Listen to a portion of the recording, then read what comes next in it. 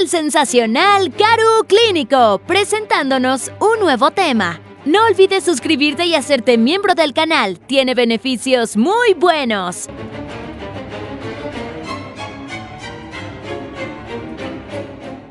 Cuando hay relaciones sexuales, específicamente el coito, el hombre eyacula y los espermatozoides buscan llegar al óvulo con el objetivo de fecundarlo, dando comienzo al embarazo. Por supuesto que habrá personas que quieran disfrutar de su salud sexual, pero no busquen llegar al embarazo. Para ello es muy importante que utilicen métodos anticonceptivos. El más conocido aquí es el condón masculino. Aquí hay muchos anticonceptivos que vale la pena que conozcamos y quizás termine siendo más económico a largo plazo, según tu situación social actual. Además de que analizaremos uno por uno. Bien, entonces demos comienzo a esta presentación. A continuación utilizaré esta presentación para explicar mejor mis puntos. En esta imagen he clasificado a los anticonceptivos tanto naturales, de barrera, hormonales y definitivos. En los naturales el mismo cuerpo no está o no tiene las condiciones necesarias para que un espermatozoide pueda fecundar un óvulo. Por esa razón es que una mujer no se logra embarazar.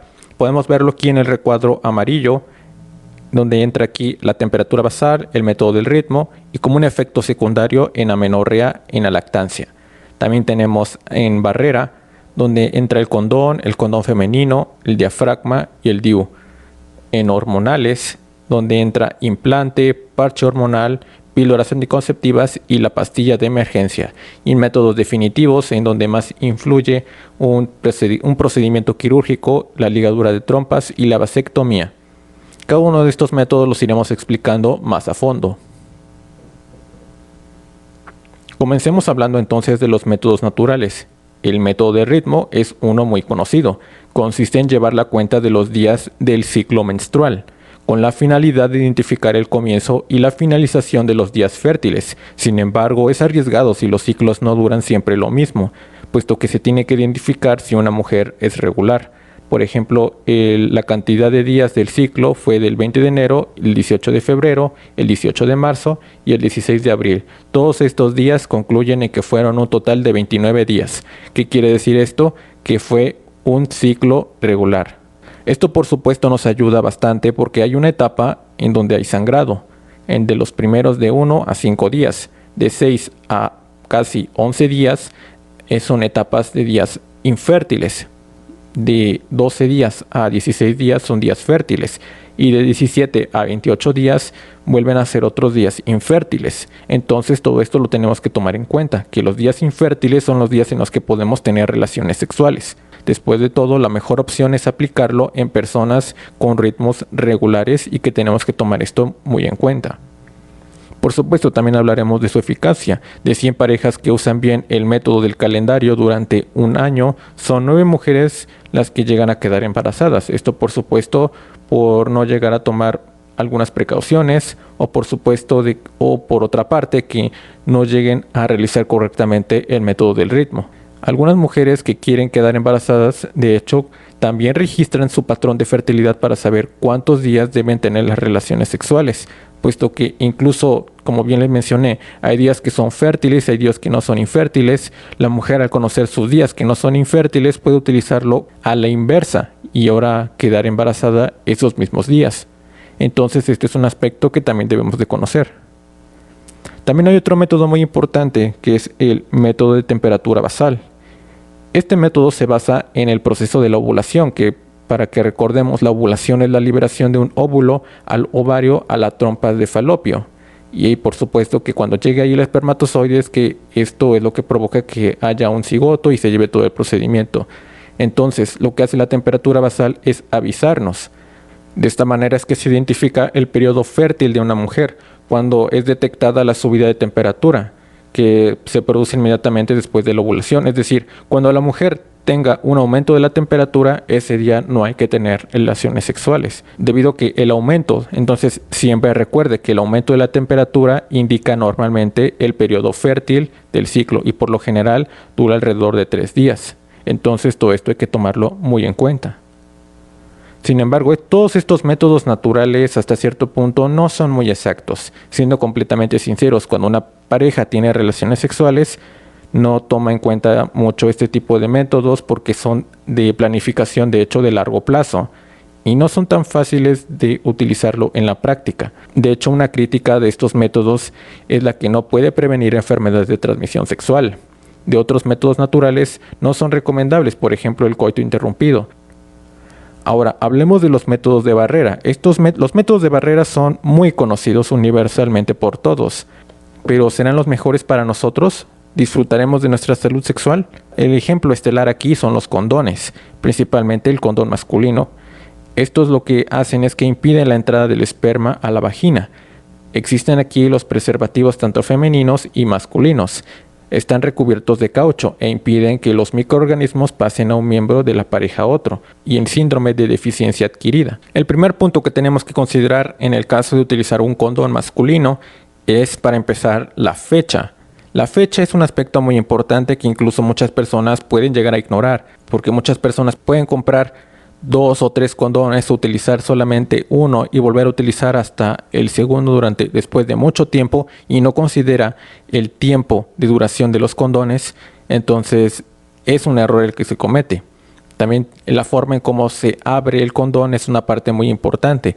No es para nada recomendable que tú utilices los dientes. Como podremos estar viendo en este video, tienes que poder abrirlo de manera adecuada y poder sostener correctamente el condón. Aquí tuve que poner unas cuantas censuras por el material que se ve. Ahora, al momento en el que nosotros utilicemos el condón, es muy importante que, por obvias razones, el miembro del hombre tenga que estar en estado eréctil, y de esa manera es que por medio de la punta podremos introducir en primer lugar el condón a nuestro miembro. Una vez que ya lo introducimos, tenemos que deslizarlo hacia abajo, pero siempre manteniendo la punta. Ya una vez que llegamos al tope, que viene siendo la tercera imagen, tenemos que ajustarlo bien. De esta manera es que nosotros utilizaremos el condón masculino. Espero que haya quedado claro. Por otro lado, también tenemos el condón femenino. El condón femenino es de los menos conocidos. Aquí es muy importante que nosotros sujetemos por la extremidad cerrada, apretar el anillo flexible con el pulgar y del dedo medio para que se estreche. Debemos de insertar el anillo, así como lo podemos estar viendo en la imagen, insertarlo en la vagina hasta que se enganche en su posición. Es decir, llegar a un punto en el que nosotros tenemos que introducirlo. Con el dedo índice lo tenemos que empujar al fondo del condón, y de esa manera es que se obtienen las relaciones. Ya después se tiene que retirar al final de la relación, girar el anillo del extremo extraído lentamente y desplazarlo hacia abajo. También aquí tenemos el diafragma. Consiste en un aro metálico flexible con una membrana de látex. Se inserta en la vagina e impide el paso de los espermatozoides. Aquí podemos ver el diafragma en esta imagen, el cómo tenemos que doblarlo e introducirlo en la vagina, como bien lo habíamos descrito.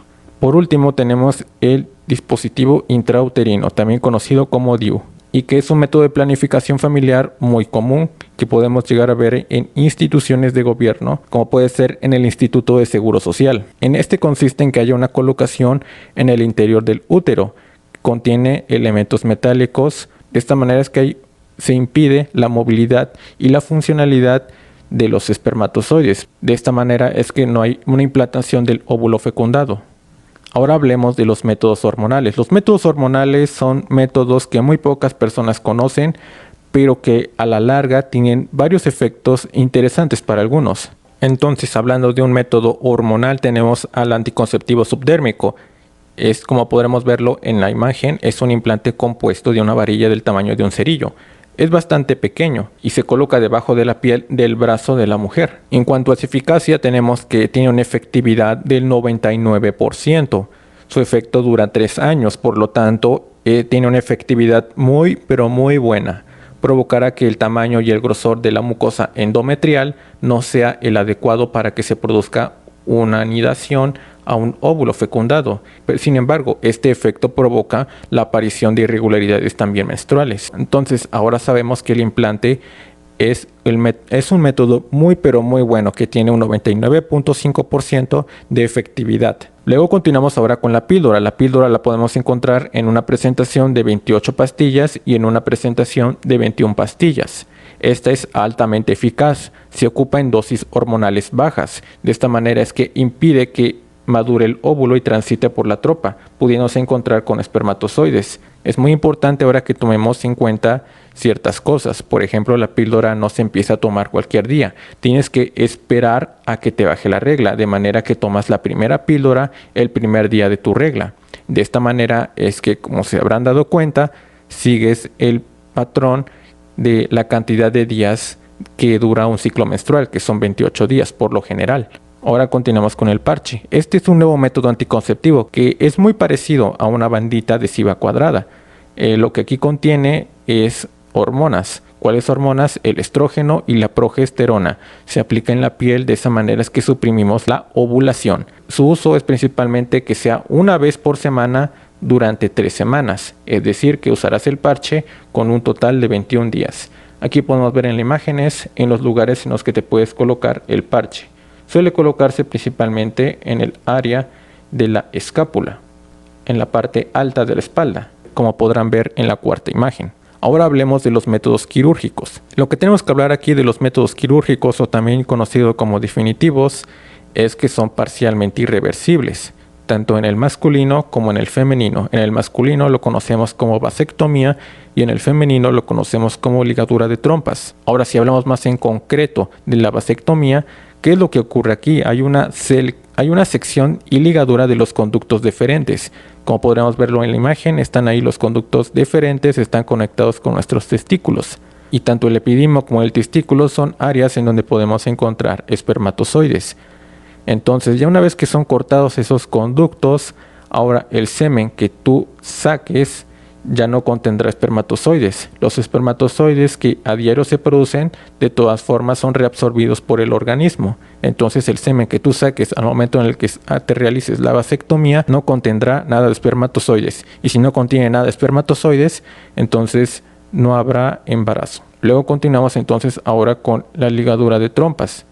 Esta evita que el óvulo se traslade desde los ovarios a través de la trompa y bloquea el recorrido del esperma hacia arriba de las trompas, de falopio hasta el óvulo. Por lo tanto, ya no necesitas ningún tipo de anticonceptivo. Sin embargo, no protege contra las infecciones de transmisión sexual, debido a que básicamente es como si le cortaras el puente a un par de personas que estuvieran pasando por ahí. Le cortas el puente y ya no hay una conexión entre ellos. De esta manera es que básicamente ya no hay llegada de espermatozoide al óvulo. Ahora hablemos de los últimos métodos, ¿sí? Los métodos de emergencia. La píldora del día después, puesto que hay una combinación tanto de estrógenos como de progestina. Dependiendo cuando la mujer lo utilice, las píldoras pueden prevenir la ovulación, la fertilización y la implantación. Las pastillas del día después contienen levogestrel, pero no son tan eficaces como otros métodos anticonceptivos, por lo que no se recomienda su uso habitual. Entonces, a final de cuentas, como bien mencioné, tanto los estrógenos y todas esas hormonas influyen en cuanto al desarrollo de la ovulación. Y para finalizar, entonces aquí tenemos una tabla en donde vemos la efectividad de cada uno de los métodos anticonceptivos, siendo los parches y la píldora, así como también el anillo vaginal, los más eficaces. Y por otro lado, el método que es el menos eficaz, que es el retiro antes de la eyaculación, a lo que también nosotros conocemos como el coito interrumpido, es el que pues, básicamente no nos va a servir, no nos va a funcionar. Y de esa manera es que ya hemos finalizado el análisis de este tema. No olviden dejar cualquier duda en sus comentarios y nos vemos hasta la próxima. Adiós.